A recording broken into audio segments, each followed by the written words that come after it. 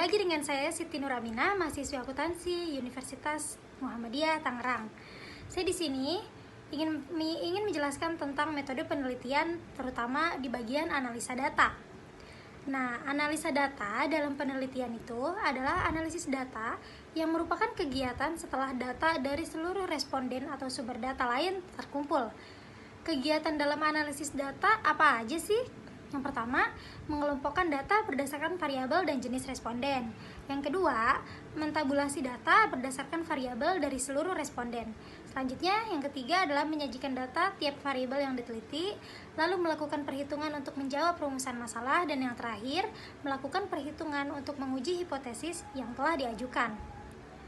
Nah, untuk penelitian yang tidak merumuskan hipotesis, langkah terakhirnya nggak perlu dilakukan ya. Teknik analisa data dalam penelitian menggunakan statistik. Nah, terdapat dua macam statistik yang digunakan untuk analisis data dalam penelitian. Yang pertama, statistik deskriptif dan statistik inferensial, yang meliputi dua macam lagi nih, yaitu statistik parametris dan statistik non-parametris. Statistik deskriptif adalah statistik yang digunakan untuk menganalisis data dengan cara mendeskripsikan atau menggambarkan data yang telah terkumpul sebagaimana adanya tanpa bermaksud membuat kesimpulan yang berlaku untuk umum dan generalisasi. Penelitian yang dilakukan pada populasi tanpa diambil sampelnya jelas akan menggunakan statistik deskriptif dalam analisisnya.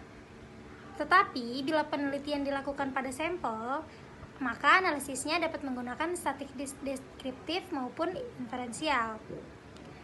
Statistik deskriptif dapat digunakan bila peneliti hanya ingin mendeskripsikan data sampel dan tidak ingin membuat kesimpulan yang berlaku untuk populasi di mana sampel yang diambil.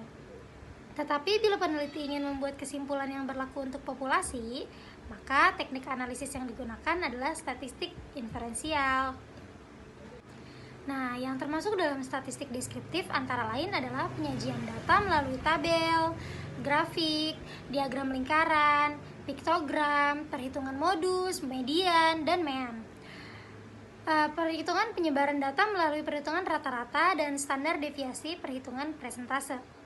Dalam statistik deskriptif juga dapat dilakukan mencari kuatnya hubungan antara variabel melalui analisis korelasi, melakukan prediksi dengan analisis regresi, dan membuat perbandingan dengan memperbandingkan data sampel atau populasi.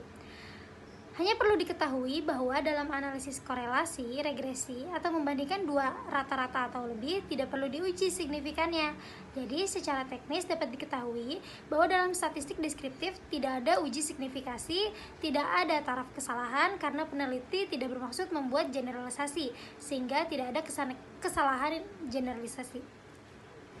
Nah, yang kedua, ada statistik inferensial, yang sering juga disebut sebagai statistik induktif atau statistik probabilitas. Statistik inferensial ini adalah statistik yang digunakan untuk menganalisis data sampel yang hasilnya diberlakukan untuk populasi.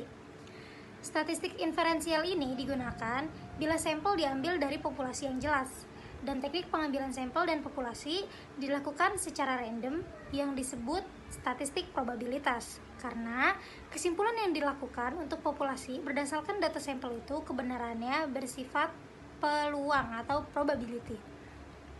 Suatu kesimpulan dari data sampel yang akan diberlakukan untuk populasi itu mempunyai peluang kesalahan dan kebenaran yang dinyatakan dalam bentuk persentase. Nah, si statistik inferensial ini ada dua jenis, guys. Yang pertama, statistik parametris dan non-parametris yang udah saya sebutkan tadi. Statistik parametris ini adalah statistik yang digunakan dalam menganalisis data interval dan rasio. Sedangkan statistik non-parametris adalah statistik yang digunakan untuk menganalisis data nominal dan ordinal. Jadi kelihatan kan bedanya? Yang parametris adalah untuk menganalisis interval dan rasio, dan yang non-parametris digunakan untuk menganalisis data nominal dan ordinal. Sekian materi hari ini, saya Siti Nuramina pamit undur diri. Jika ada kesalahan mohon dimaklumi, kurang lebihnya mohon maaf. Wassalamualaikum warahmatullahi wabarakatuh.